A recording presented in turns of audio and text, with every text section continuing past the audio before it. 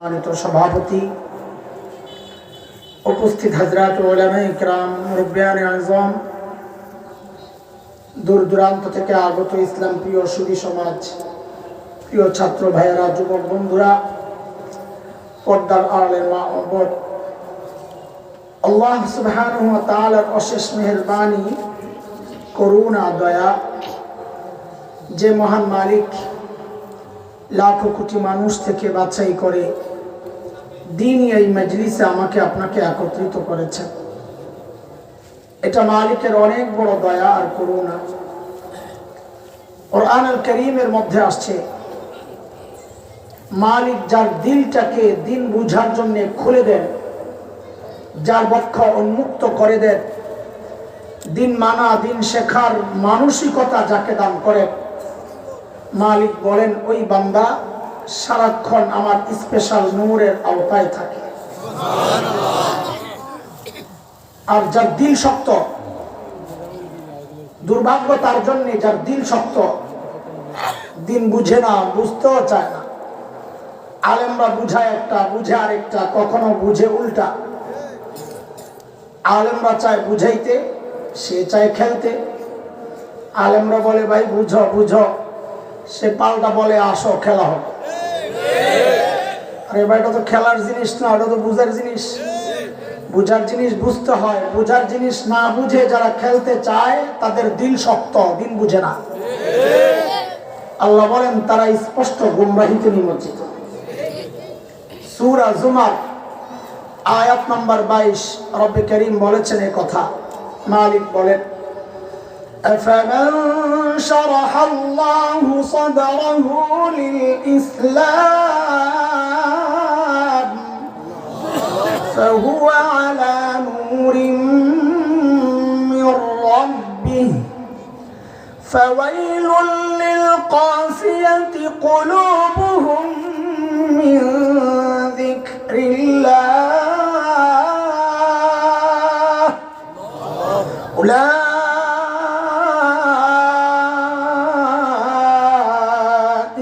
في ضلال মুবিন।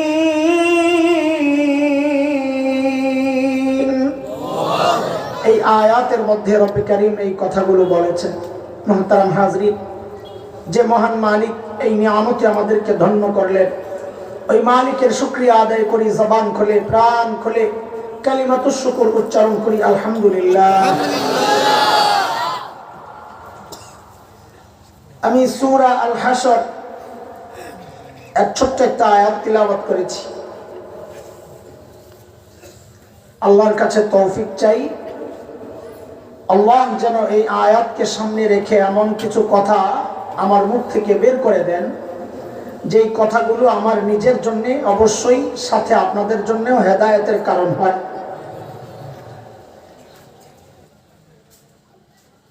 আল্লাহ তাআলা এই আয়াতে আমাকে আপনাকে বড় মায়া করে ডাক দিয়েছেন, ইয়া আইয়ুহাল্লাযীনা আমানু। এই ডাকটা মালিকের বড় মায়ার ডাক। কুরআনে আল্লাহ মুমিনদেরকে দুই ভাবে ডেকেছেন, ইয়া আইয়ুহান নাস, ও মানুষ,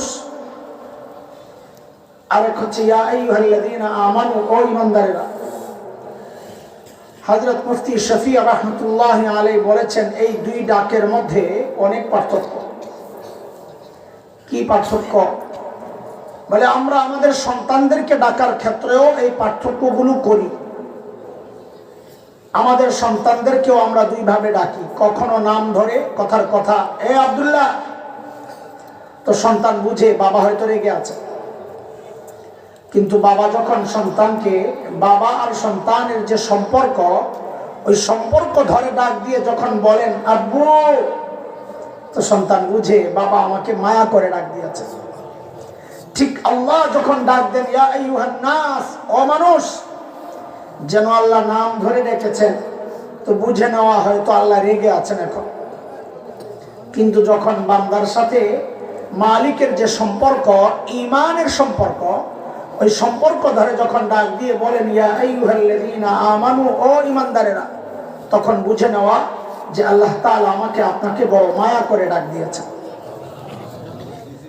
আমি যে আয়াতে কারিমা তিলাওয়াত করেছি, এই আয়াতে আল্লাহ একটু বড় মায়া করে ডাক দিয়ে বলছেন, ইয়া আইয়ুহাল্লাযীনা আমানুত্তাকুল্লাহ ওয়াল তানজুর নাফসুম মা কদ্দামাত লিগাদিন ওয়াত্তাকুল্লাহ।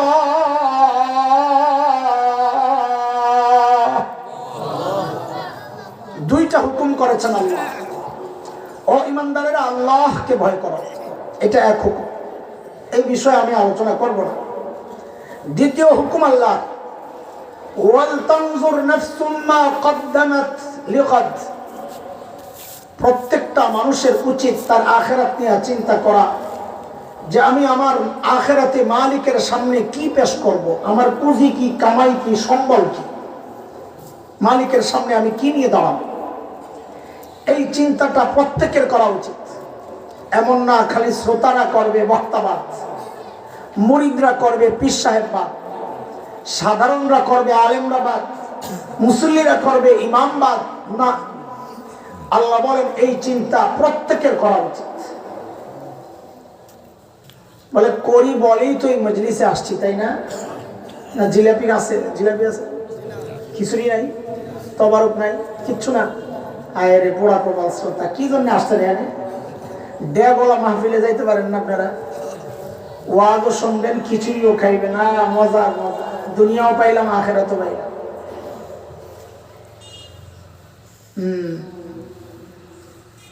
ও ভাই, আখেরাতের ফিকির তো অবশ্যই আমাদের আছে, কিন্তু আমাদের আখেরাতের ফিকির গুলো যথার্থ হচ্ছে কিনা, পারফেক্ট হচ্ছে কিনা, যতটুকু দরকার, যেমনটা দরকার ঠিক তেমন হচ্ছে কিনা, না ঘাটতি আছে, কেমনে বুঝবো? তো আল্লাহ সুবহানাহু ওয়া তাআলা আমাদের সামনে হযরতে সাহাবায়ে কেরাম রিদওয়ানুল্লাহি আলাইহিম আজমাইনদেরকে নমুনা বানাইছেন, মডেল, যে তুমি তোমার ঈমানকে সাহাবীদের ঈমানের সাথে মিলায়া দেখো। যদি মিলে যায় তো তোমার ঈমান ঠিক আছে, যদি না মিলে তো ভেজাল ঠিক করে নাও। কার কথা বলেন না? আল্লাহ। মালিক বলেন, فَإِنْ آمَنُوا بِمِثْلِ مَا آمَنْتُمْ بِهِ فَقَدِ اهْتَدَوْا وَإِنْ تَوَلَّوْا فَإِنَّمَا هُمْ فِي شِقَاقٍ।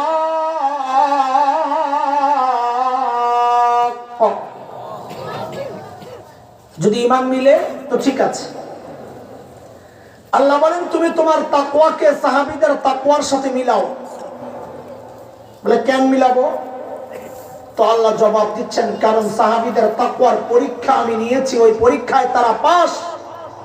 তোমারটা যদি মিলে তো তুমিও পাস। কার কথা? আল্লাহ বলছেন, উলাইকাল্লাযীনা ইমতাহানাল্লাহু কুলুবাহুম লিত-তাকওয়া লাহুম মাগফিরাতুন ওয়া আজরুন আযীম। সূরা আত-তাওবা, তাওবায় আল্লাহ সুবহানাহু ওয়া তাআলা আরো পরিষ্কার করে বলেছেন। মালিক বলেন, والسابقون الأولون من المهاجرين والأنصار والذين اتبعوهم بإحسان رضي الله عنهم ورضوا عنه وأعد لهم جنات تجري تحتها الأنهار خالدين فيها أبدا ذلك الفوز العظيم। আল্লাহ বলেন, সাহাবীরা আমার উপর রাজি ছিল, আমিও তাদের উপর রাজি। তাদের জন্য আমি জান্নাত তৈরি করে রাখছি। তো বলে আল্লাহ আমাদের কি হবে? তো এই আয়াতের মধ্যে আল্লাহ ছোট্ট করে বলে দিচ্ছেন, ওয়াল্লাযীনা ইত্তাবাউহুম বিইহসান, যার ঈমান সাহাবীদের ঈমানের মতো হবে, যার আমল সাহাবীদের আমলের মতো হবে, আল্লাহ বলেন, ও বান্দা তোমার উপরেও আমি রাজি, তোমার জন্য জান্নাত রেডি। কাজে আমাদের আমলকে কাদের আমলের সাথে মিলাবো বলেন? ও দোস্ত, আজানের আগে আপনি দুরূদ শরীফ পড়বেন কি পড়বেন না এটা আপনার বিষয়। একজন আলেম হিসাবে এতটুকু পরামর্শ যে আপনি আপনার এই আমলকে সাহাবীদের আমলের সাথে একটু মিলায়া দেখেন, যদি তারা করতো তো আপনিও করেন, আমার কোনো আপত্তি নাই।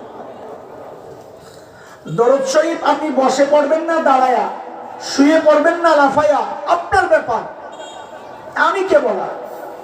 তবে আলেম হিসাবে একটু পরামর্শ, আপনি আপনার দুরূদ পড়ার পদ্ধতিটা সাহাবীদের দুরূদ পড়ার পদ্ধতির সাথে একটু মিলায় আনেন। যদি মিলে তা আপনি করেন, জিলাপি একটা আমারও দেন। আর যদি না মিলে তো ছেড়ে দেন। হিসাব কি কঠিন না সোজা? কার কথা এগুলা? হ্যাঁ, সাহাবীদের আমলের সাথে আমাদের আমল হুবহু মিলবে না। যদি হুবহু মিলতো আল্লাহ আমাদেরকে এই যুগে না সাহাবী যুগেই পাঠাইতেন। যদিও ছোটবেলায় আমরা একটা গজল গাইতাম, আমি গজল শোনাবো না, টাইম পাস করার সময় নাই, আমি শুধু একটা লাইন শোনাইতেছি খালি বক্তব্যটা শোনানোর জন্য।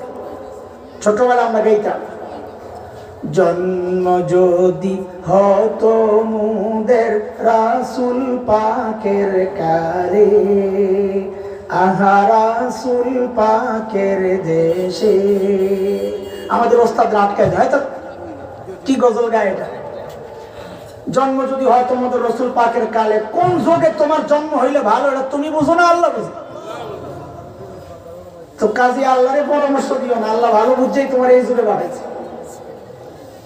নবীর যুগে জন্ম নিয়ে তো তুমি আবু জাহেল হইতে পারো। কাজে শুকরিয়া আদায় করো আল্লাহ যে যুগে পাঠাইছে, যে আবু জাহেল তো হই নাই। তবে একটা খুশির খবর আছে, শুনবেন? হ্যাঁ, খুশির খবরটা আচ্ছা শুনে। 2 মাস আগে টমেটোর কেজি ছিল কত? 100-120, যাই হোক 100 ধরে। একটু বুঝা শুনে বললেন আমার সাথে কথাবার্তা। আচ্ছা, ওই 100 টাকার টমেটোটা ফ্রেশ ছিল না ভেজাল? ভেজাল, ভেজালটাই খাইছেন 100 টাকায়। আচ্ছা, আপনাদের এই এলাকার হালত আমার জানা নাই। আমার এলাকায় যখন ফুল সিজন থাকে তখন টমেটোর কেজি 4-5 টাকা হয়ে যায়। আপনাদের এদিকে সর্বনিম্ন কত হয়? 10 টাকা, 10 টাকা, 15 টাকা। আচ্ছা 10 টাকা ধরেন। এইবার আমাকে বলেন, এই যে 10 টাকার টমেটোটা এটা ফ্রেশ না ভেজাল? ফ্রেশ। ফ্রেশ খাচ্ছেন কত দিয়ে? ভেজাল খাইছেন কত দিয়ে? ভেজাল খাইছেন 100, ফ্রেশ খাচ্ছেন। এটা কি ঠিক আছে না উল্টো হয়ে গেল? বলেন না। আরে ফ্রেশটা খাওয়া দরকার ছিল 100 টাকা, ভেজালটা খাওয়া দরকার ছিল 10 টাকা। এই উল্টা কাজটা কেন হইল বলেন তো? বলেন একজন। হ্যাঁ বলেন। সিজনের আনসিজন। মুরব্বী বলছে, আপনারা চুপ থাকলে তো মুরব্বীদেরই কথা বলা লাগে। ও নগরে কষ্ট দিয়েন না, আপনারাই বললেন সিজন আর ভালো করে বুঝেন। কি বুঝলাম? যে সিজনের জিনিস হয় ফ্রেশ, কিন্তু রেট হয় একুরেট। এটা কম না, এটাই আসল রেট। কম বলেন না। এই পিছি বসতে যাও না, মুরব্বীর সামনে বসতে। তোমরা একজন নিচে আশেপাশে যাও না, পিছনে। আপনি এদিকে ঠিক আছে, ওই যে জায়গা আছে, ওই যে থাকে না, যতক্ষণ হাঁটলো ওনার কষ্ট হবে। ঢুকায় সামনে বসে পড়ে, ওই পিচ্ছিটারে সামনে বানায়। হ্যাঁ দেখ, কষ্ট করে আসছে।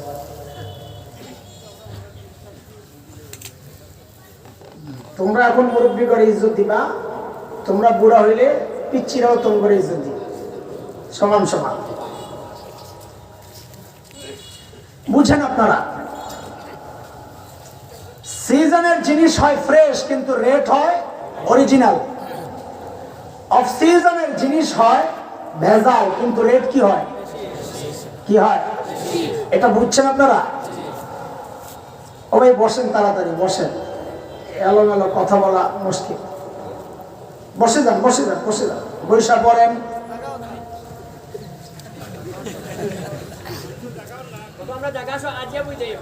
আচ্ছা, খারাপ। সোজা আল্লাহু আকবার বইলা স্টেজের কেউ না, সামনে যারা আছেন, সামনের কাতার বাদ দিয়া পিছনে যারা আছেন, আল্লাহু আকবার বলে সোজা দাঁড়ায় যান তো।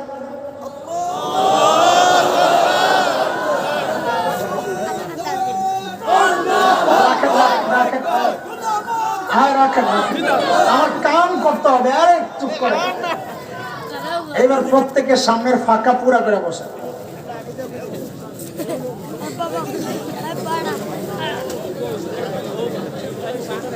এমনি যদি আগাইতে বলা হয় বসা শুরু করে, বসা বসির কোনো কারণ ডাইরেক্ট অ্যাকশন। জলদি জলদি জলদি মজলিস কায়েম করেন, কথা বলতে হবে। কত জায়গা ফাঁকা হয়ে গেছে দেখছো, আর খোঁচাখুচি করে দেখুন কত জায়গা খালি, 1000 মানুষ বসতে পারে। হ্যাঁ, বসে যান, বসে যান, বৈশা যান।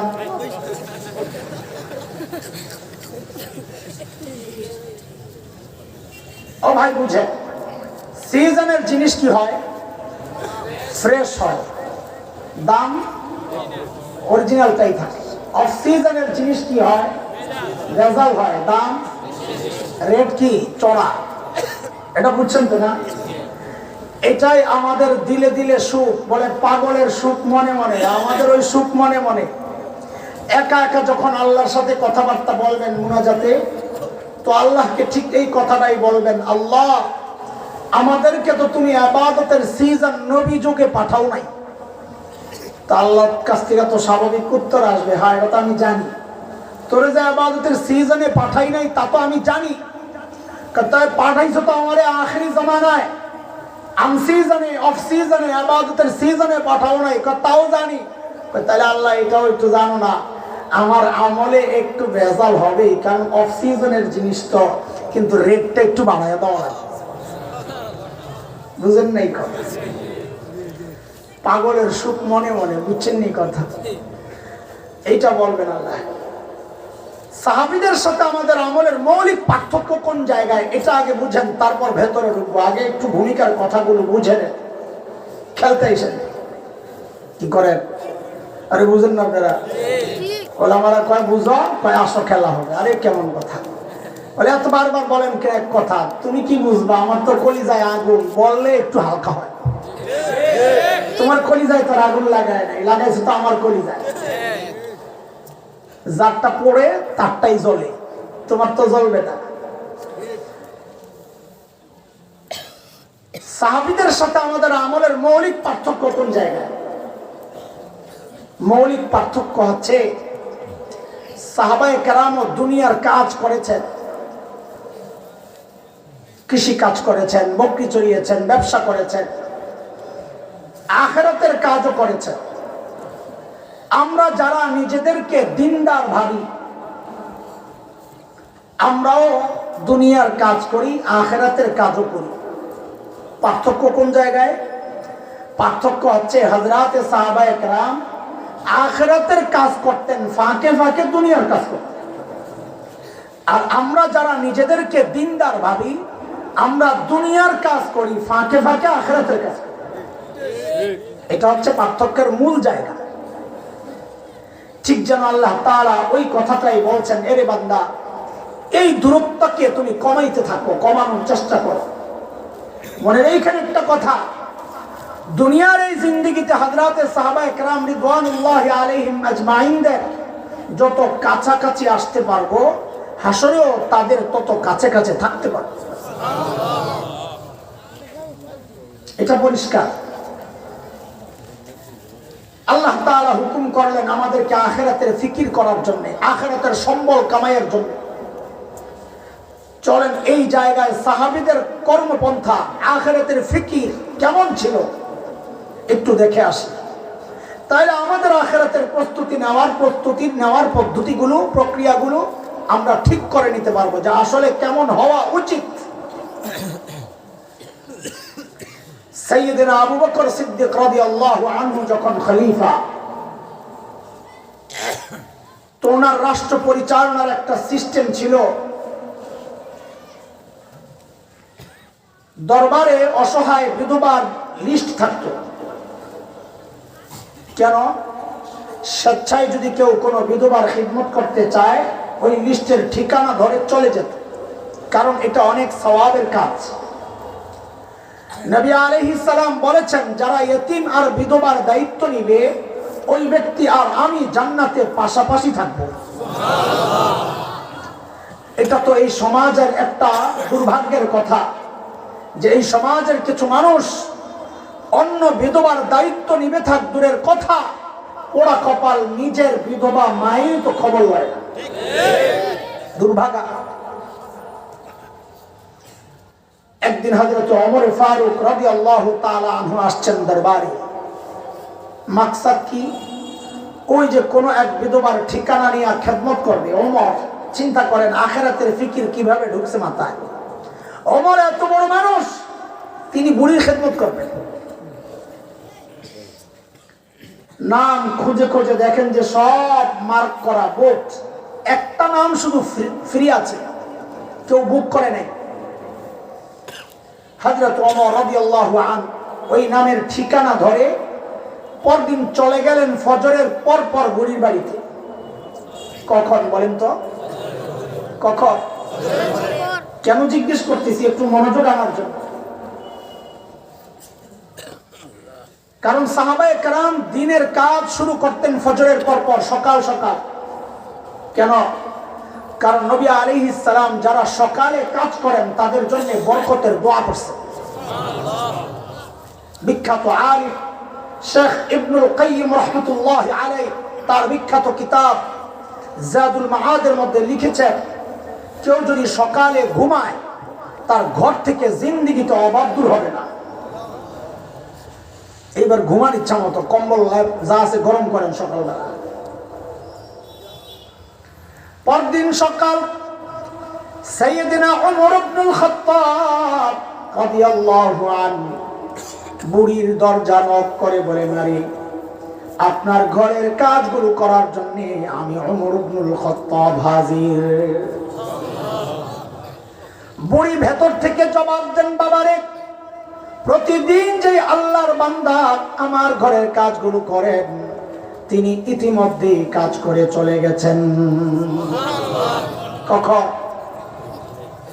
কখন বলে? ফজর আগে। হযরত ওমর চিন্তা করলেন, তাইলে আমাকে আরো আগে আসা লাগবে। ওই চিন্তায় হযরত ওমর পরদিন ফজরের আজানের ওয়াক্ত বুড়ির দরজা নক করে বলে, মারে আপনার ঘরের কাজগুলো করার জন্য আমি ওমর ইবনুল খাত্তাব হাজির। আজকেও বুড়ি জবাব দিচ্ছেন, বাবারে প্রতিদিন যে আল্লাহর বান্দা আমার ঘরের কাজগুলো করেন, তিনি ইতিমধ্যেই কাজ করে চলে গেছেন। হযরত ওমর চিন্তা করলেন, তাইলে আমাকে আরো আগে আসা লাগবে। ওই চিন্তায় হযরত ওমর পরদিন তাহাজ্জুদের ওয়াক্ত বুড়ির দরজা নক করে বলে, মারে আমি ওমর ইবনুল খাত্তাব আপনার ঘরের কাজগুলো করার জন্য আসছি।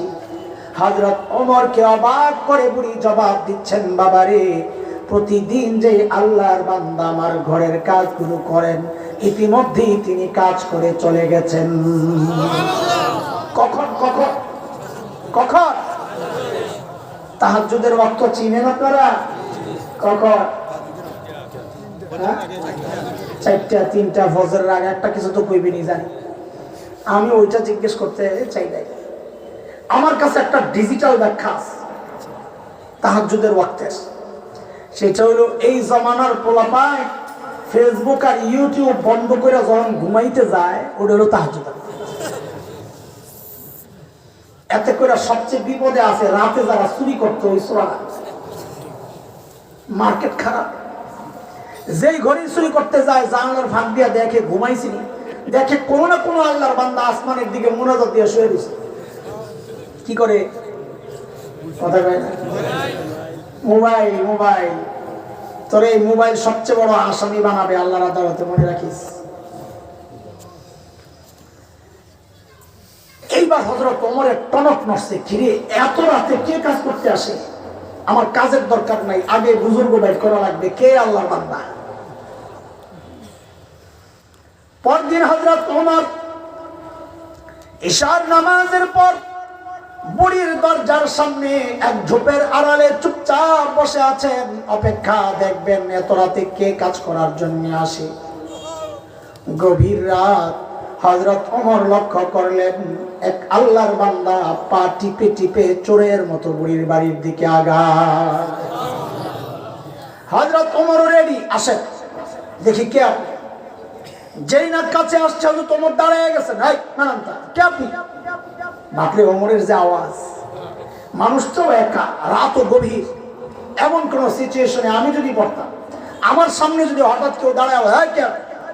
সাথে সাথে আমার কাপড় নষ্ট হয়ে যেত।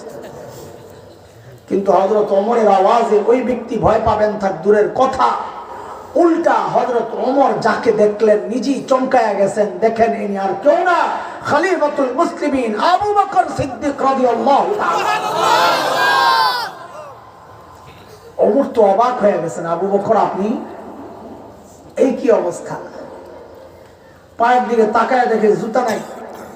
ওমর আবু বকরকে বড় ভালোবাসতেন, এমনি লাইগে থাকতেন। লাইগে মানে ওই ক্ষমতার লাগা লাগে আর গুতাগুতি না, কার চেয়ে কে আমল বেশি করতে পারে ওই লাগা লাগে।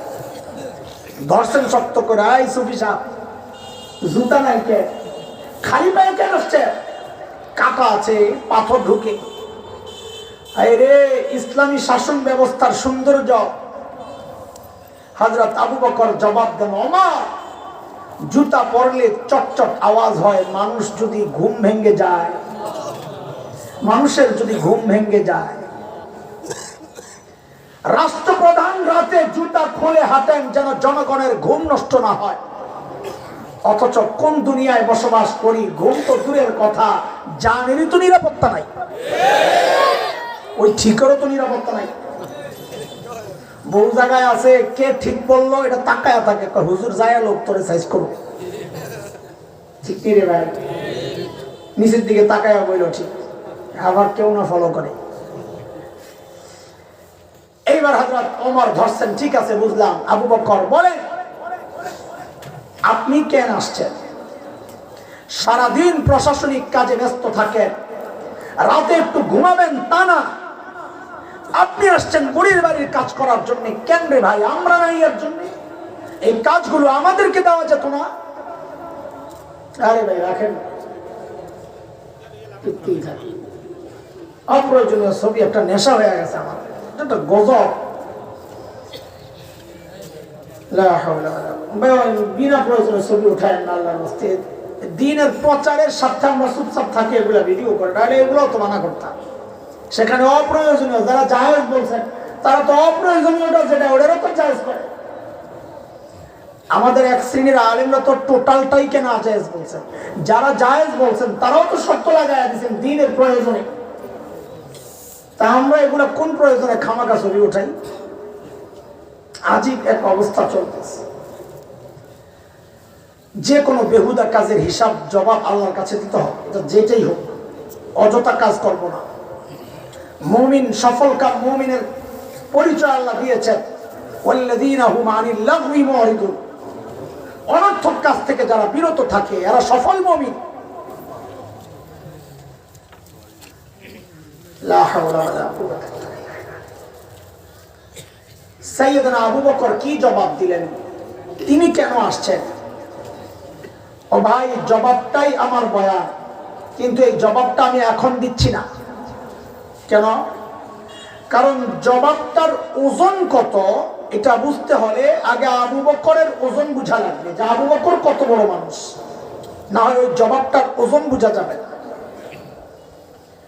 চলেন সাইয়েদনা আবু বকরের মর্যাদা সম্পর্কে একটু জেনে আসি, তিনি কত বড় মানুষ ছিলেন, তারপরে জবাবটা শোনায়া দেব। একদিন আম্মা জান আয়েশা রাদিয়াল্লাহু তাআলা আনহা মদিনার স্বচ্ছ পরিষ্কার আকাশের দিকে তাকিয়ে তাকিয়ে দেখেন লক্ষ লক্ষ নক্ষত্র দেখা যায়। আম্মা জানের মনে কৌতূহল, নবীকে জিজ্ঞেস করেন, ইয়া রাসূলুল্লাহ, ওই যে লক্ষ লক্ষ নক্ষত্র দেখা যায়, ওগো আল্লাহর হাবিব, আপনার উম্মতের মধ্যে এমন কেউ কি আছেন যার আমলের পরিমাণ ওই নক্ষত্রের চেয়েও বেশি? কেউ কি আছেন ইয়া রাসূলুল্লাহ? আল্লাহর হাবিব বলেন, আয়েশা আছে একজন। কয়জন? আরে কয়জন? আম্মা জান তো মনে মনে খুশি, জানি তো একজনকে, আমার আব্বা আবু বকরই তো, ঠিক না? বলে জানলে আবার জিজ্ঞেস করছো কেন? বলে এটা দুনিয়ার সব মেয়েদের স্বভাব, সব মেয়েরাই চায় স্বামীর মুখ দিয়ে একটু বাবার বাড়ির প্রশংসা শুনতে। একদিন খালি বদনাম করে দেখেন, এক সপ্তাহ তরকারি মজা হবে না। ও ঠিক নেই? এই বিপদে খালি আমি না আরো আছে? আরে জোরে বলেন না। খুব খুশি না যে হুজুরে সাইজ করতেছে, আমরা বাইচা গেলাম। বোকা, সাইজ তোমারে করা হয়েছে, তুমি চার কর নাই কেন? কারণ তার মা বাবার প্রশংসা করলে তার খুশি লাগে, বদনাম করলে কষ্ট লাগে। সন্তান হিসাবে এটাই তো হওয়ার কথা। পোড়া কপাল তো তুমি। এই বউ যখন তোমার মা বাবার বদনাম তোমার কানে ঢুকায়, তখন তোমার কষ্ট লাগে না, বরং বউয়ের কথায় যায় মা বাবার সাথে খারাপ আচরণ করো। অসভ্য তো তুমি, বউ তো ঠিকই আছে। আম্মা জানের আশা, এখন বাবার নাম বলবেন নবী। নবী আলাইহিস সালাম জবাব দিচ্ছেন, আয়েশা, আমার যে উম্মতের আমল ওই নক্ষত্রের চেয়ে বেশি, সে হচ্ছে ওমর ইবনুল খাত্তাব। এখন আম্মা জানের অবস্থাটা কি? নবী তো নিজের বাবার নাম তো বলেনি নাই, বলছেন আবার কার নাম? সতীনের বাপের নাম। কার?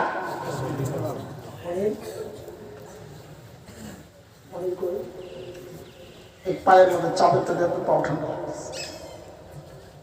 চাদর থাক থাক, অসতর্ক যে তোমরা, এটা বুঝাইয়া দিলাম। আম্মা জান একদম মুখটা মলিন হয়ে গেছে। নবী আলাইহিস সালাম চেহারার দিকে তাকাইয়াই বুঝছেন যে আম্মা জানের ভিতরে গন্ডগোল চলতেছে। কায় তোর মন খারাপ কেন রে? কয় মন তো ভিতরে, আপনি কেমনি বুঝলেন? আরে ওটা চেহারা দেখলে বুঝলেন না। ইংরেজিতে বলে একটা কথা, face is the index of mind. মানুষের ভিতরে কি কাজ করে এটা তার চেহারায় প্রকাশ পায়। আম্মা জানের চেহারা দেখাই নবী বুঝছেন যে ভিতরে গন্ডগোল চলতেছে। আল্লাহর হাবিব সান্ত্বনা দিচ্ছেন, আয়েশা, তুমি কি ভেবেছিলা তোমার বাবার নাম বলবো, তাই না আয়েশা? আরে আয়েশা শোনো শোনো, তোমার বাবা আবু বকরের হিসাবটাই আলাদা। আমার গোটা উম্মতের আমল যদি এক পাল্লায় রাখা হয়, আর একা তোমার বাবা আবু বকরের আমল যদি আরেক পাল্লায় রাখা হয়, তো আয়েশা তোমার বাবা আবু বকরের আমলের পাল্লা ভারী হয়ে যাবে। আবু বকর এত বড় মানুষ। বসো বসো বসো, লাড়াচাড়া করবেন, মনোযোগ নষ্ট করবেন না।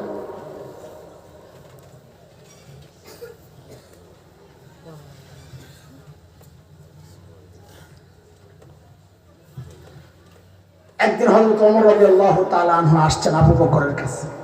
এই আবু বকরের মর্যাদা শোনাইতেছি, হেডলাইন মনে রাখতে হবে। এসে হযরত ওমর বলেন, কি দোস্ত, আপনার সাথে একটা লেনদেন করতে চাই। বলে কি লেনদেন দোস্ত? হযরত ওমর বলেন, আবু বকর, আমার সারা জিন্দেগীর যত আমল আছে সমস্ত আমল আপনাকে দিয়ে দিতে চাই। কে বলতেছেন?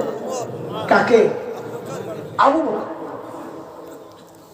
সাইয়েদনা আবু বকর চিন্তা করতেছেন, কিরে ওমর এত ভালো মানুষ, সারা জিন্দেগি উনি আমার সাথে আমল নিয়ে করলেন প্রতিযোগিতা, আর এখন বলে সব আমল আমারে দিয়ে দিবে। না রে, এখানে কোনো ঘাপলা আছে। সাইয়েদনা আবু বকর মানুষ সরল সোজা, কিন্তু ব্যাকল তো না। আর বুঝে আসছে না? এই যে আবু বকরদের ওয়ারিসরা বসে দিয়েছে, আরে চেহারা দেখলাম দুনিয়ার কিচ্ছু জানে না, আর পাবলিকও মনে করে হুজুররা দুনিয়ার কিচ্ছু বুঝে না। আরে বোকা, যার সিনায় কোরআনের ইলম, হাদিসের ইলম, তারে যে বোকা মনে করে সে ডাবল বোকা। আলেম কোনোদিন বোকা হয় না। আমাদের একজন বড় মুফাসসির ছিলেন আল্লামা মুস্তাফা আল হুসাইনি রহমতুল্লাহ আলাইহি। নাম শুনছেন নি আপনারা? করতে শুনবেন।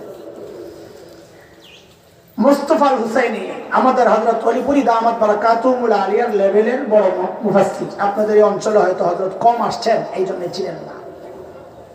বড় বিচক্ষণ মানুষ ছিলেন, কিন্তু দেখতে তো একেবারে সাদাসিধা। তো রাতে মাহফিল শেষে যাওয়ার সময় এক রেস্টুরেন্টে বসছেন খাইতে, খাচ্ছেন, খাওয়া শেষ, সুন্নত তরিকায় এখন চেটে চুটে খাচ্ছেন। লাস্টে একটা হাড্ডি ছিল, বসে বসে ওই হাড্ডিটা চাবাইতেছে। পাশের টেবিলে এক ভদ্রলোক বসে বসে চা খায়। কি খায়? আরে কি খায়? দুনিয়ায় এমন কিছু মানুষ আছে যারা এই দাড়িওয়ালা টুপিওয়ালা দেখলে একবার চুলকানি শুরু হয়। আসেনি? আসেনি? তো ওই বেটা যেই দেখছে হুজুর হাড্ডি চাবায়, মনে মনে চিন্তা করছে হুজুর একটু সাইজ করে আয়। চায়ের কাপটা হাতে নিয়ে হুজুরের টেবিলের সামনে এসে দাঁড়ায় বলে এক্সকিউজ। হুজুর বলে ইয়েস। বলে আচ্ছা হুজুর আপনাকে একটা কথা জিজ্ঞেস করতে চাই। বলে করেন না। বলে হুজুর আপনাদের এলাকায় কুকুরে কি খায়? ওই যে হুজুর হাড্ডি চাবাইতেছে যে অসভ্য, হুজুরের কুকুরের সাথে তুলনা করার জন্য জিজ্ঞেস করতেছে হুজুর আপনাদের এলাকায় কুকুরে কি খায়? মনে করছে এই কথা জিজ্ঞেস করলে হুজুরের নাকের পানি চোখের পানি পড়তে পড়তে কাঁদতে কাঁদতে হুজুর মনে বেহুশ হয়ে যাবে। তাই এত বুঝে নাই এই যে বিমরুলের বাসায় হাত দিছে। যে না জিজ্ঞেস করছে হুজুর আপনাদের এলাকায় কুকুরে কি খায়, হুজুর এর দিকে তাকায় না, হাড্ডি চাবায় আর আস্তে করে বলে আমাদের এলাকায় কুকুরে চা খায়। এর আছে কি ছিল? খুলে গেছে। কি করলাম? ও মৌলবী কি হয় না? বোকা হয় না। বলো মৌলবী বোকা হয় না, নিরীহর মতন থাকে। তুমি ভাইবো না দুনিয়ার কিচ্ছু বুঝে না, সব বুঝি, সহ্য করি আমরা। কিন্তু সহ্যের সীমা শেষ হয়ে যায় কখন? যখন দিন আক্রান্ত হয়, তখন আর আমরা চুপ থাকতে পারি না। কথা বলা ঠিক। কাসেম নানুতুবি রহমতুল্লাহ আলাইহি নাম শুনেছে? দারুল দেওবন্দ মাদ্রাসার অন্যতম প্রতিষ্ঠাতা, ইংরেজ বিরোধী আন্দোলনের অন্যতম সিপাহসালার, গোটা ভারতের মুসলমান তো বটেই, স্বাধীনতাকামী হিন্দুরা পর্যন্ত যার তর্জনীর ইশারায় ওঠে বসে এত বড় নেতা। দারুল দেওবন্দ মাদ্রাসার পাশে একটা ছোট্ট মসজিদ, হযরত ওই মসজিদে থাকতেন। ইংরেজরা টের পায় আইসা হযরতকে গ্রেফতার করে, চারদিক থেকে ঘেরাও করছে ছাত্তা মসজিদ। হযরত ভিতরে একটা গেঞ্জি গায়ে দেওয়া, লুঙ্গি পরা, মসজিদ ঝাড়ু দেয়। আর সাদা সিধা আমাদের আকাবিররা মসজিদ ঝাড়ু দেয়। তো ইংরেজরা ভিতরে ঢুইকা দেখে এক বেটা মসজিদ ঝাড়ু দেয়।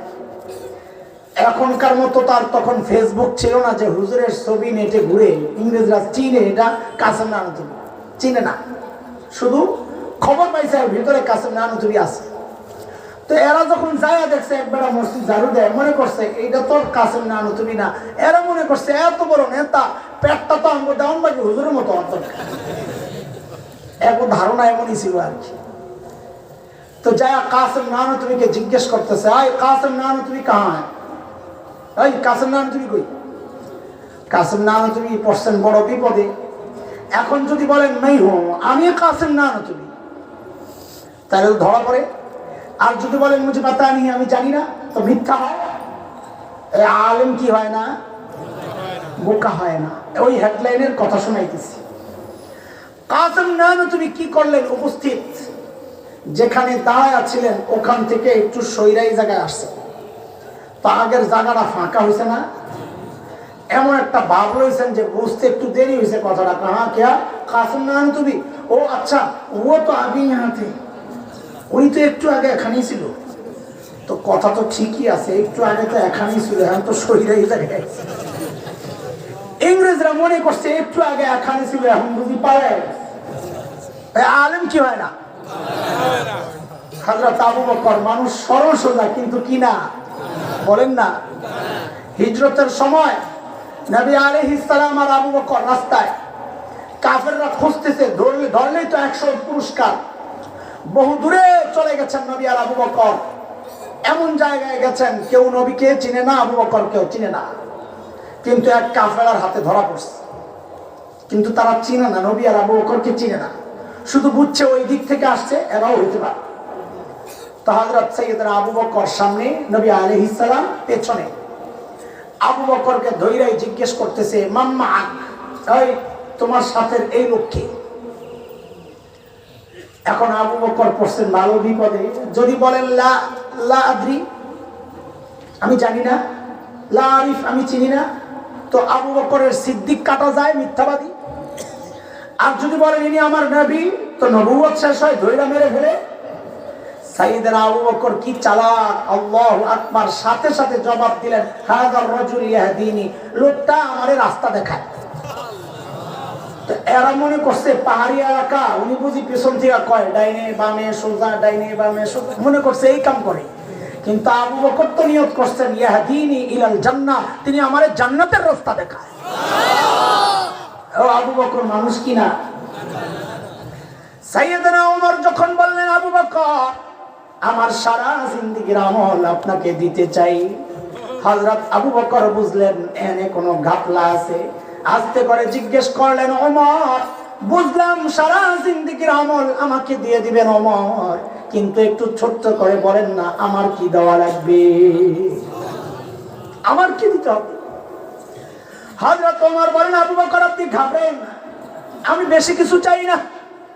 বলে কমটা কি? বলে আবু বকর, ওই যে হিজরতের সময় নবী আলাইহিস সালামের সাথে সাউর গুহায় 3 দিন যে লুকায়া ছিলেন আবু বকর, ওই 3 দিন আমাকে দিয়ে দিবেন, বিনিময়ে আমি আমার সারা জিন্দেগীর আমল আপনাকে দিয়ে দিব।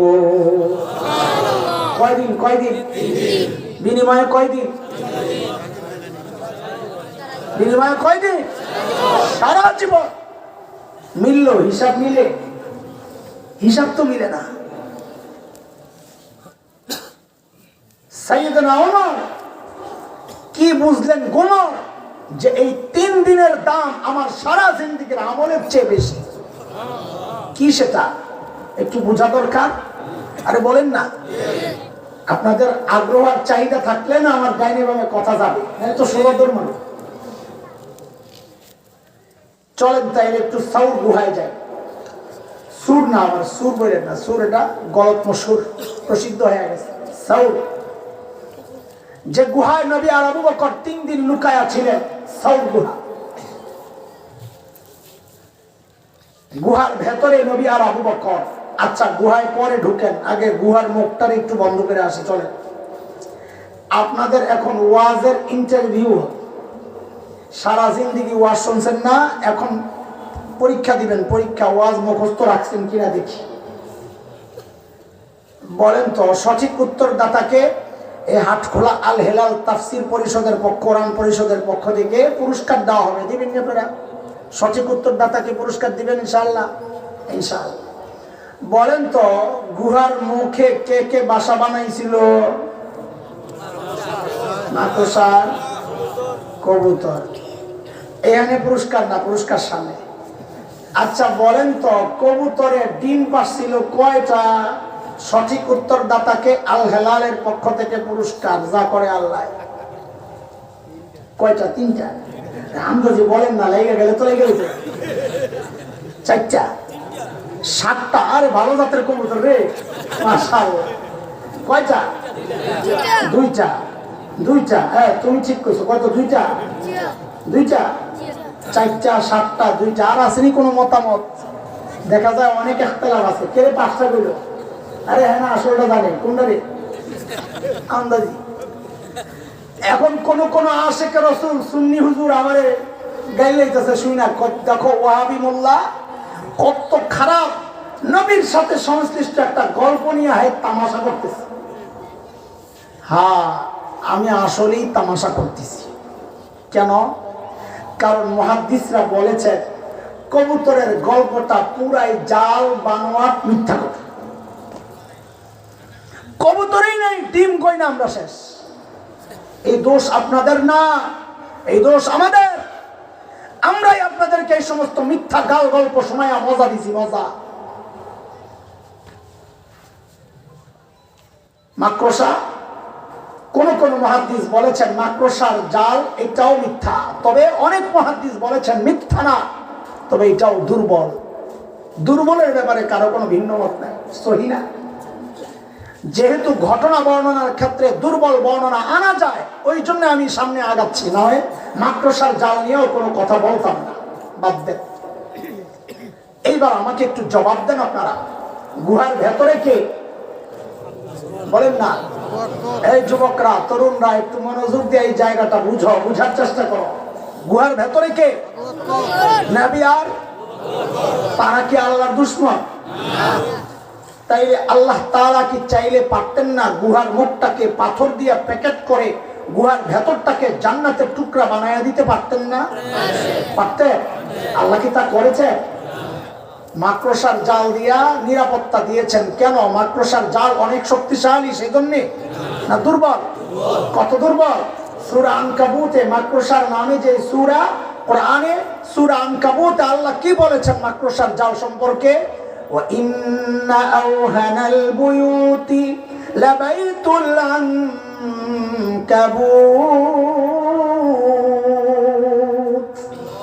জগতের সবচাইতে দুর্বল ঘরের নাম হচ্ছে মাকড়সার ঘর।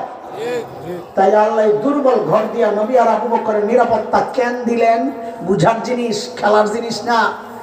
আল্লাহ জগৎবাসীকে দেখায়া দিচ্ছেন, এই আমার বান্দারা দেখো, আমি যদি আমার দ্বীনকে বাঁচাতে চাই তো আমার ট্যাঙ্ক কামান লাগে না, সাবমেরিন লাগে না, যুদ্ধ বিমান লাগে না, লাখো সৈন্যের দরকার হয় না। আমি যদি আমার দ্বীনকে বাঁচাতে চাই তো আমি মাকড়সার জাল দিয়েই বাঁচাইয়া দিতে পারি। দরকার হচ্ছে আবু বকরের ঈমান। কি দরকার? আবু বকরের ঈমান দরকার। ঈমান যদি ঠিক থাকে, তাদেরকে পরাজিত করতে পারে এমন কোন শক্তি অতীত দুনিয়ায় আসে নাই, ভবিষ্যতে আসার কোনো সম্ভাবনা নাই। ছোট্ট একটা ঘটনা শোনাই। শেখ ওমর মুখতার রহমতুল্লাহি আলাইহি শতাব্দীর অন্যতম শ্রেষ্ঠ বিপ্লবী বীর, লিবিয়ার দখলদারদের বিরুদ্ধে সশস্ত্র লড়াই করছিলেন। দখলদাররা সিদ্ধান্ত নিল গোটা এলাকা বম্বিং করে শেষ করে দিবে। এই সিদ্ধান্ত নিল। একজন এসে কানে কানে বলে, শেখ এলাকা ছাড়তে হবে। বলে কি জন্যে? বলে আমাদের কাছে তো বিমান বিধ্বংসী অস্ত্র নাই, আমাদেরকে তো শেষ করে দিবে, চলেন পালায়া যাই। শেখ ওমর মুখতার ঈমান দীপ্ত এক আজীব জবাব দিয়েছেন, পাল্টা প্রশ্ন ছুড়ে। তিনি জিজ্ঞেস করলেন, আচ্ছা বলো তো, তাদের বোমারু বিমানগুলা কি অনেক শক্তিশালী? তো বলে হ্যাঁ অনেক শক্তিশালী। বলে কত শক্তিশালী? ওই বিমানগুলা আরশের উপরে দিয়া যায় না আরশের নিচে দিয়া যায়? হায় আল্লাহ, আপনি কি বলেন? কোথায় আরশ, কোথায় সাত আসমান, কোথায় মহাশূন্য, এর কত নিচে দিয়া বিমানগুলা যায়? শেখ ওমর মুখতার বলেন, ধুর, তাইলে এত ভয় পায় লাভ কি? যদি আরশের উপর দিয়ে যেত তাইলে আমি ভয় পেতাম। কেন? আমাকে রক্ষা করবেন যে আরশের মালিক। যদি আমার মালিকের উপর বম পড়ে তো আমারে কে বাঁচাবেন? যেহেতু আমার মালিক ঠিক আছে, আমার কোনো টেনশন নাই। যার মালিক আরশের রব, তার কোনো টেনশন জগতে নাই, তার কোনো পরাজয় নাই। কথা বলেন ঠিক কি? আরে দোস্ত, তিনি মূলত সূরা আত-তাওবার শেষ আয়াতের তরজমা শোনাইছেন, যে আয়াতের মাধ্যমে আল্লাহ সুবহানাহু ওয়া তাআলা প্রিয় হাবিব সাল্লাল্লাহু আলাইহি ওয়াসাল্লামকে সান্ত্বনা দিয়েছেন এই বলে, ফাইন তাওয়াল্লাউ ফাকুল হাসবিয়াল্লাহ লা ইলাহা ইল্লাহু আলাইহি তাওয়াক্কালতু ওয়া হুয়া রাব্বুল আরশিল আযীম।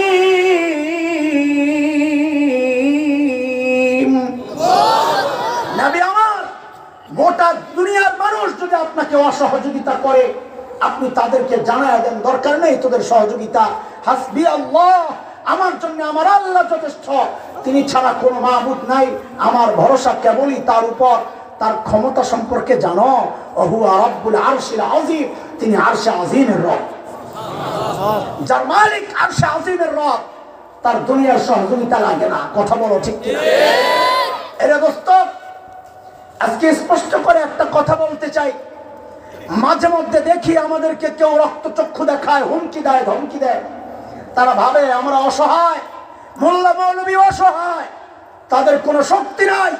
আরে কুলাঙ্গাররা শুনে রাখ, আমাদের এই দুনিয়ার জাগতিক শক্তির মুখাপেক্ষী আমরা না, আমাদের ইমানি শক্তি আছে।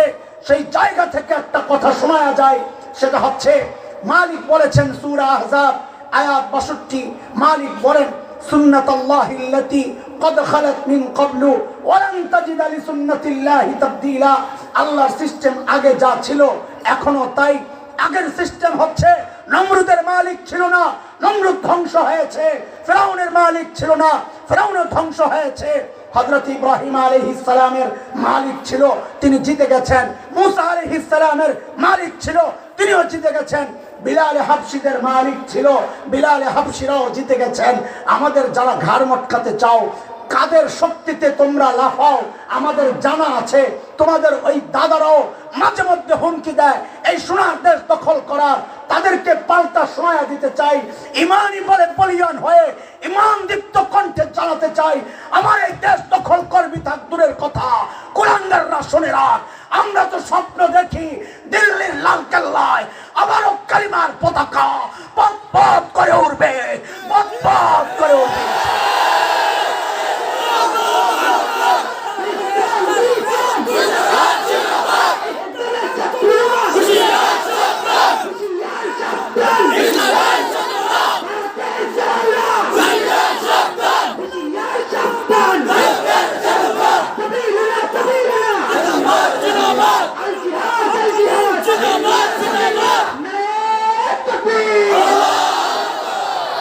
দালালে ভরে গেছে দেশ, খোদার কসম পালাতে পারবে না শেষমেশ। কেন?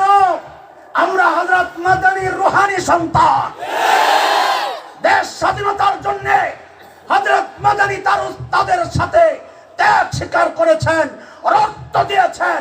এই মানচিত্র রক্ষায় যদি বুকের তাজা রক্ত দিতে হয়, রক্ত দিতে প্রস্তুত, রক্ত দিতে প্রস্তুত।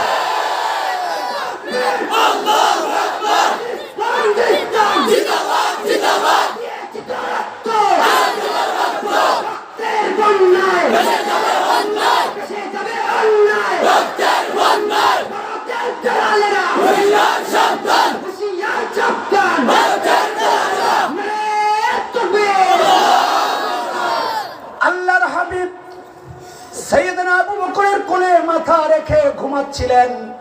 ঘুম থেকে ওঠে নবী দেখেন যে আবু বকরের চেহারার মধ্যে চিন্তার ছাপ। নবী জিজ্ঞেস করলেন, আবু বকর আপনি এত চিন্তিত কেন? সাইয়েদনা আবু বকর জবাব দেন, ইয়া রাসূলুল্লাহ, ওই যে গুহার মুখের দিকে একটু তাকায়া দেখেন, কাফেররা চারিদিকে হাঁটাহাঁটি করতেছে।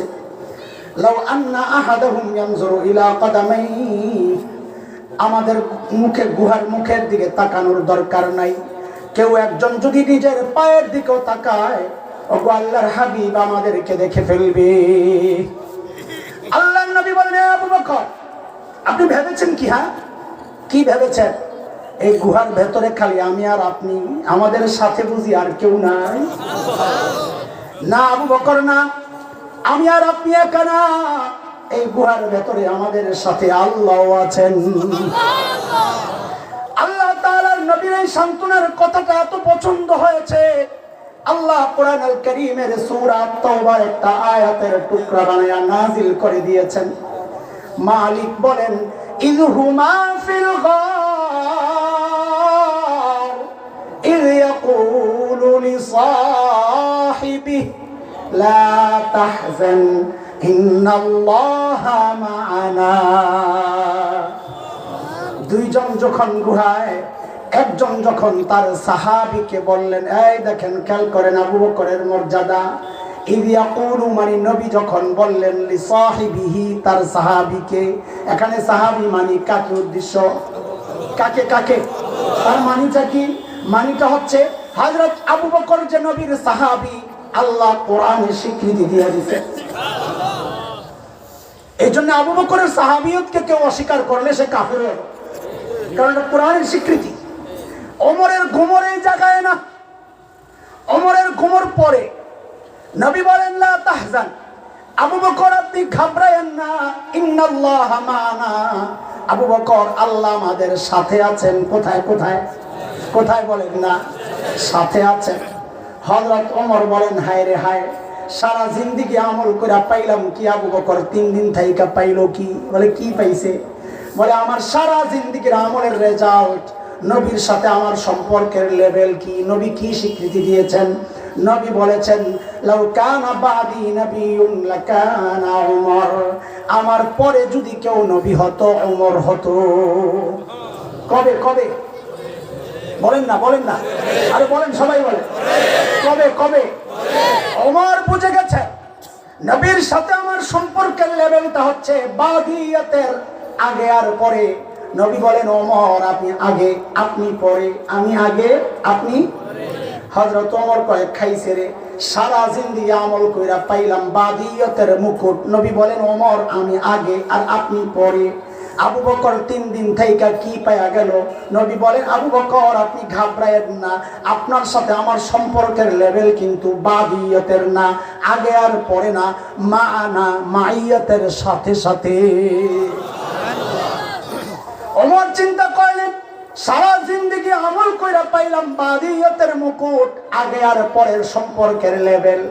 3 দিন থাইকা আবু বকর পায়া গেলেন মাইয়াতের মুকুট, সাথে সাথে লেভেল।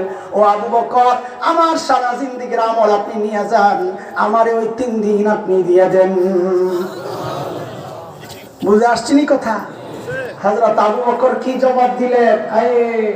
12-13 বছর আগে হাকিমুল ইসলাম কারি তৈয়ব রহমতুল্লাহ আলাইহির একটা লেখায় যখন আবু বকরের এই জবাবটা পড়ি, ওয়াল্লাহি আল্লাহ সাক্ষী, আমি সাথে সাথে কেঁদে ফেলছি। আরে কি মানুষ আবু বকর! হযরত আবু বকর জবাব দিচ্ছেন ওমর, আরে বলেন কি আপনি? এই 3 দিন যদি আপনারে দিয়ে দেয় তো ওমর আমার আর পুঁজি থাকে কি? জীবনে আর করছি কি? কিছু তো করতে পারি নাই, এই 3 দিনই তো আমি সালানার পুঁজি। চিন্তা করা যায়? আরে দোস্ত চিন্তা করা যায়? আবু বকর বলতেছেন জীবনে আমি কিচ্ছু করি নাই। আরে কি করেন নাই আবু বকর দ্বীনের জন্য, নবীর জন্য কি করেন নাই? হিজরতের রাতে নবী আলাইহিস সালাম যায় আবু বকরের দরজায় খালি টোকা মারছেন, সাথে সাথে দরজা খুলে গেছে। নবী জিজ্ঞেস করেন আবু বকর আপনি ঘুমান নাই? সাইয়েদনা আবু বকর জবাব দেন ইয়া রাসূলুল্লাহ, ওই যে 6 মাস আগে বলেছিলেন আবু বকর হিজরত করব, হুকুম আসলে আপনি সাথে থাকবেন, ইয়া রাসূলুল্লাহ সেই দিন থেকে আজ পর্যন্ত এই পিঠকে কোনোদিন বিছানার সাথে লাগাই নাই। তাহলে ঘুমান নাই? বলে হ্যাঁ ঘুমাইছি। কেমনে ঘুমাইছেন? ইয়া রাসূলুল্লাহ এই দরজারে বালিশ বানাইয়া হেলান দিয়া দাঁড়ায়া দাঁড়ায়া ঘুমাইছি। ওই আবু বকর বলতেছেন আমি জীবনে কিছু করতে পারি নাই, এই 3 দিন হলো আমার পুঁজি। আর আমি আপনি ভাবতেছি কত কিছু করছি, আল্লাহ মনে জান্নাত কয়েকটা রেডি রাখছে। চলেন আবু বকরের মর্যাদা শোনাইতেছি, টাইম বেশি নাই। আমি আবু বকরের আরেকটা মর্যাদার দিক শোনাইয়া ফিনিশিং এ চলে যাব ইনশাআল্লাহ। তাবুকের যুদ্ধ, নবী আলাইহিস সালাম চাঁদা চেয়েছেন সাহাবায়ে কেরামের কাছে, কার কি আছে সামর্থ্য অনুযায়ী দাও। হযরত ওমর আজকে মনে মনে খুশি, কেন চাঁদার ব্যাপার আসছে, আবু বকর তো আমার সাথে পারবো না, কারণ আবু বকরের ঘরে তো নাই কিছু দিবি কি। ওমর দৌড়ে গেছেন ঘরে, যা ঘরে যা ছিল সব নামাইয়া 2 ভাগ করছেন। 1 ভাগ ঘরে রেখে আসছেন, 1 ভাগ গাঁটটি গোল করে নবীর দরবারে, ইয়া রাসূলুল্লাহ আমার চাঁদা। আল্লাহর হাবিব জিজ্ঞেস করতেছেন ওমর কি নিয়ে আসছেন? কি জিজ্ঞেস করছে? বলেন সবাই, আবার বলেন, এটা মনে রাখেন পরে কাজে লাগবে। ওমর কি নিয়ে আসছেন? ওমর বলেন ইয়া রাসূলুল্লাহ ঘরে যা ছিল অর্ধেক রেখে আসছি, অর্ধেক নিয়ে আসছি। হযরত আবু বকরের অপেক্ষা ওমরও করতেছে, নবীও করতেছে। আবু বকর ওমরের তো একটা মনে মনে ভাব, আমি বলতেছি এটা আজকে আবু বকর আসলে একটা স্লোগান দিব অবস্থা, জিতিল রে জিতিল, ওমর জিতিল, আজকে একটা ভাবলে বেরিয়েছে। আরে সাইয়েদনা আবু বকর আসতেছে, নাই তো কিচ্ছু, আন দেখি হাতে ছোট্ট একটা পোটলা, আগাইতেছে। বর্ণনার 8 পিস মিলাইলে বোঝা যায় ওই পোটলার ভেতরে আবু বকরের গায়ের জামা কাপড়গুলা। স্বাভাবিকভাবেই প্রশ্ন আসবে, তো গায়ে দিয়েছেন কি উলঙ্গ? না। হ্যাঁ, রিওয়ায়াতের এই অংশগুলো দুর্বল। ভাই আপনাদের সাথে আমরা খেয়ানত করব না,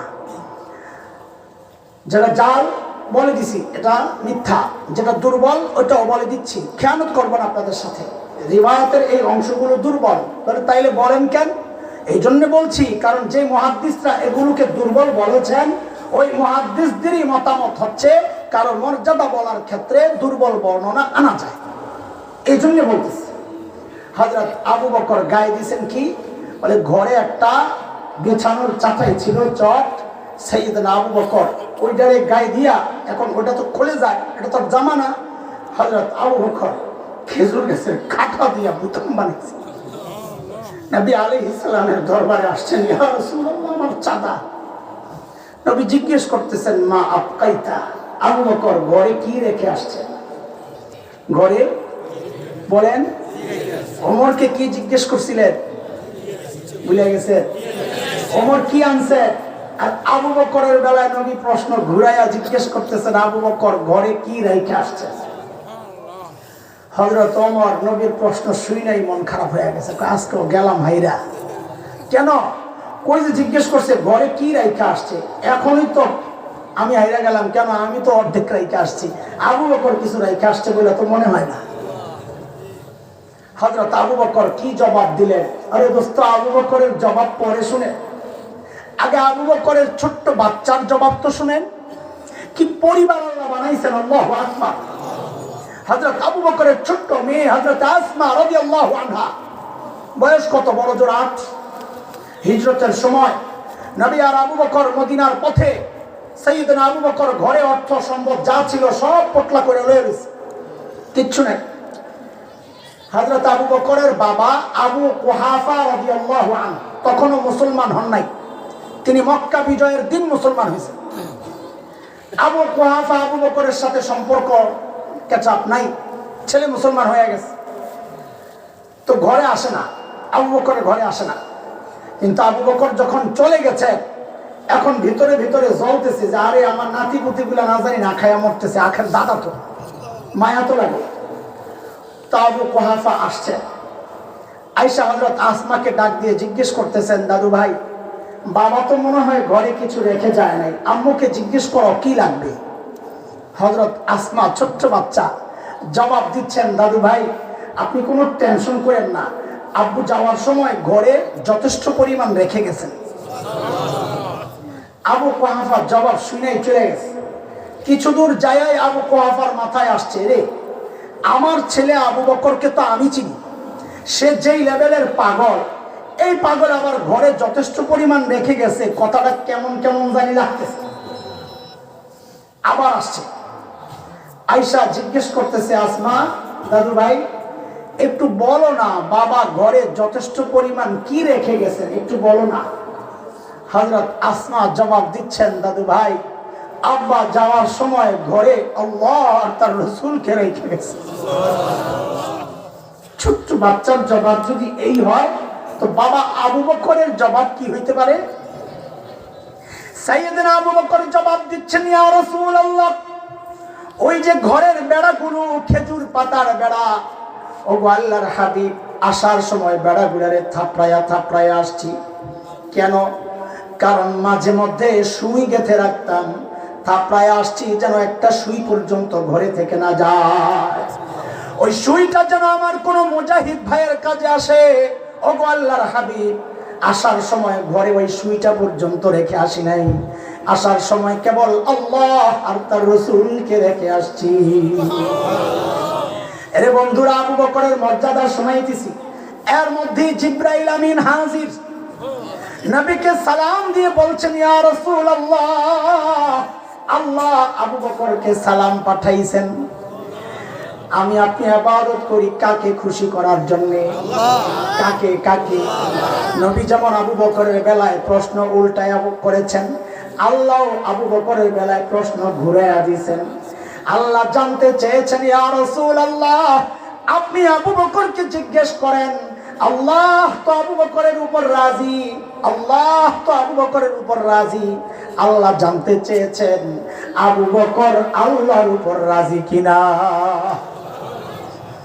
সাইয়েদনা আবু বকর হাউমাউ করে কান্না শুরু করছে, রাদিতু বিল্লাহি রাব্বা, ইয়া রাসূলুল্লাহ আমি আমার রবের উপর রাজি ইয়া রাসূলুল্লাহ, আমি আমার রবের উপর রাজি ইয়া রাসূলুল্লাহ।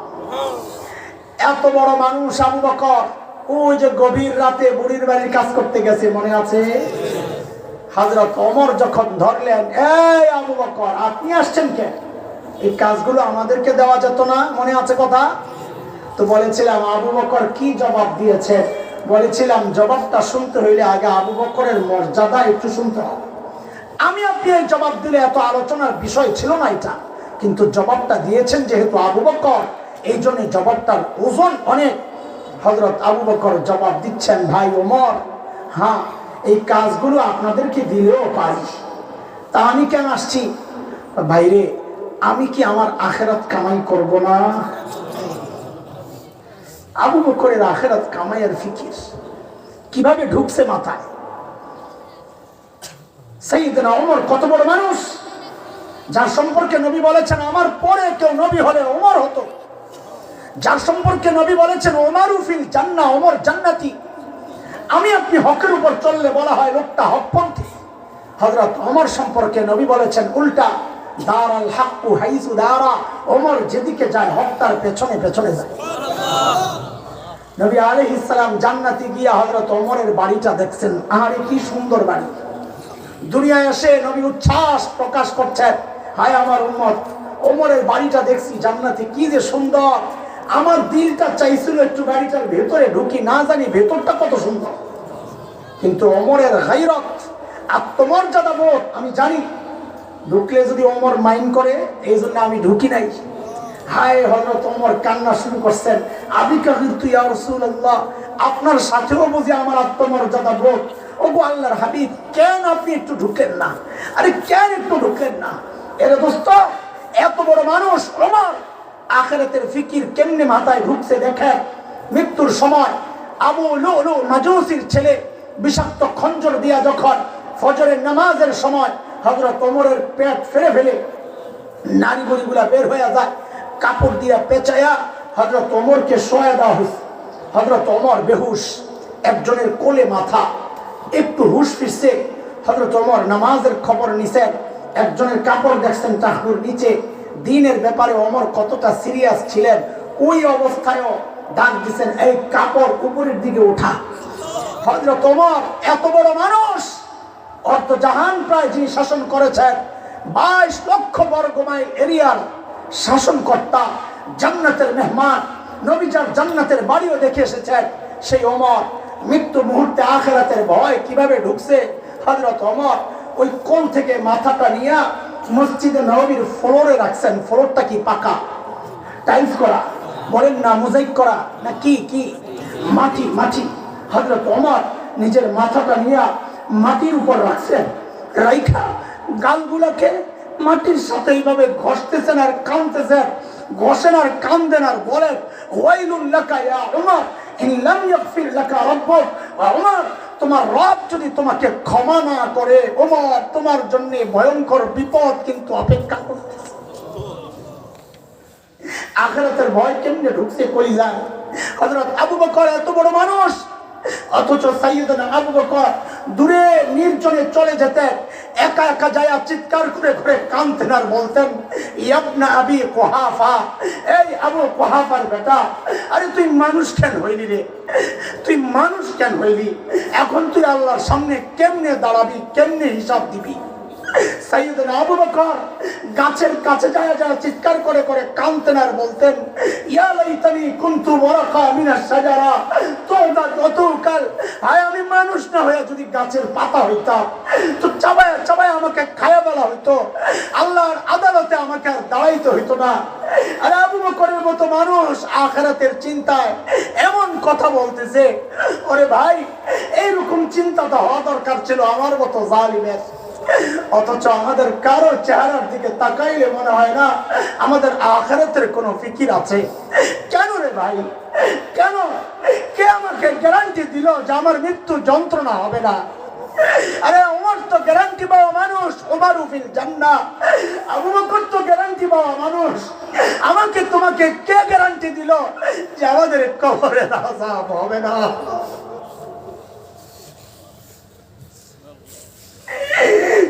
কে গ্যারান্টি দিল বলো? কে গ্যারান্টি দিল যে আমরা জান্নাত পেয়ে যাব? আরে ওমর তো গ্যারান্টি পাওয়া মানুষ, আবু বকর তো গ্যারান্টি পাওয়া মানুষ। আমাদের সবার চেহারার দিকে তাকাইলে মনে হয় মৃত্যু এখনো অনেক দেরি আছে, অনেক দেরি আছে। আরে কে জানে এই মজলিসে এমন মানুষ আছে যার কাফনের কাপড় দোকানে চলে আসছে? কে জানে? এমন হতে পারে কালকে খবর পেতে পারো বয়ান করে গেছে মাওলানা হাসান জামিল তো দুনিয়ায় নাই, চুল পেকে সাদা হয়ে গেছে, গুনাহ ছাড়তে পারি না। দাড়ি পেকে সাদা হয়ে গেছে, গুনাহ ছাড়তে পারি না। কবে ছাড়বা বলো? কবে ছাড়বা?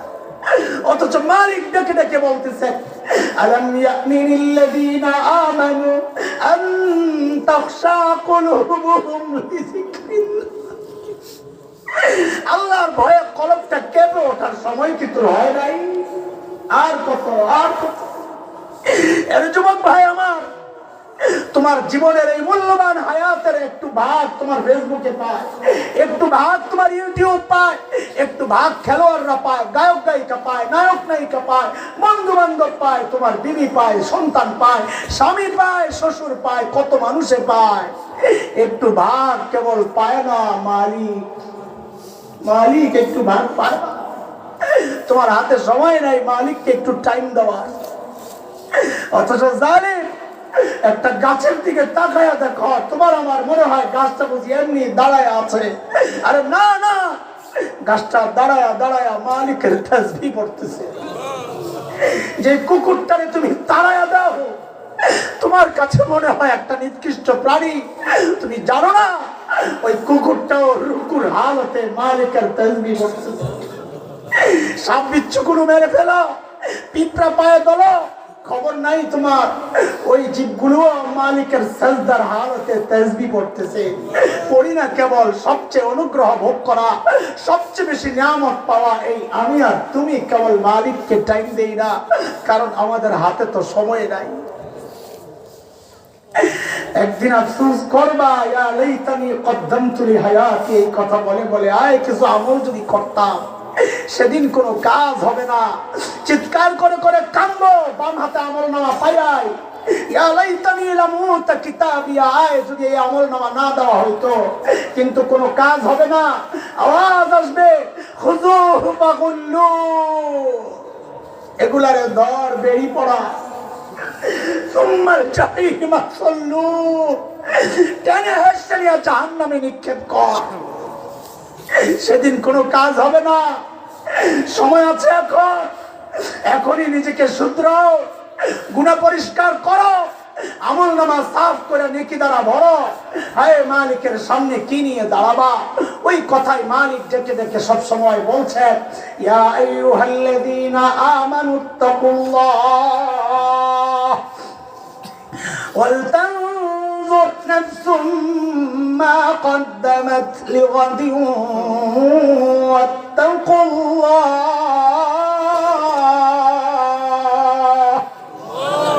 প্রত্যেকটা মানুষের উচিত তার আখিরাত নিয়ে চিন্তা করা, যে আমি আমার মালিকের সামনে কি পেশ করব, আমার আমল কি, পুঁজি কি, কামাই কি, সম্বল কি। এই মজলিসগুলো এই জন্যই আয়োজন হয় যেন আমাদেরকে নতুন ভাবে এক উদ্দীপনা তৈরি করে দেয়, এক স্পিড আর স্পৃহা তৈরি করে দেয়, নতুন এক উজ্জীবতা তৈরি করে দেয়। আমরা নতুন জীবন শুরু করতে পারি, অতীতের সমস্ত গ্লানিগুলি মুছে চোখের পানি দিয়া পবিত্র কইরা পরিষ্কার কইরা নতুন এক জীবন শুরু করব। ইনশাআল্লাহ সেই জীবন হবে সাহাবায়ে কেরামের আদরের আখিরাতের জীবন ইনশাআল্লাহ। বলি ইনশাআল্লাহ, ইনশাআল্লাহ, ইনশাআল্লাহ। আল্লাহ তাআলা আমাদের সবাইকে কবুল করেন, এই তাফসীর ও কোরআন মাহফিলকে কবুল করেন। এই অযোগ্য মানুষের কথাগুলো আপনারা সবাই মুরব্বীরা সহ মনোযোগ দিয়ে শুনেছেন, সেই জন্য আল্লাহ তাআলা আপনাদেরকে এক উত্তম জাযা বদলা দুনিয়া এবং আখিরাতে দান করেন। আমিন। ওয়া আখিরু দাওয়ানা আলহামদুলিল্লাহি রাব্বিল আলামিন।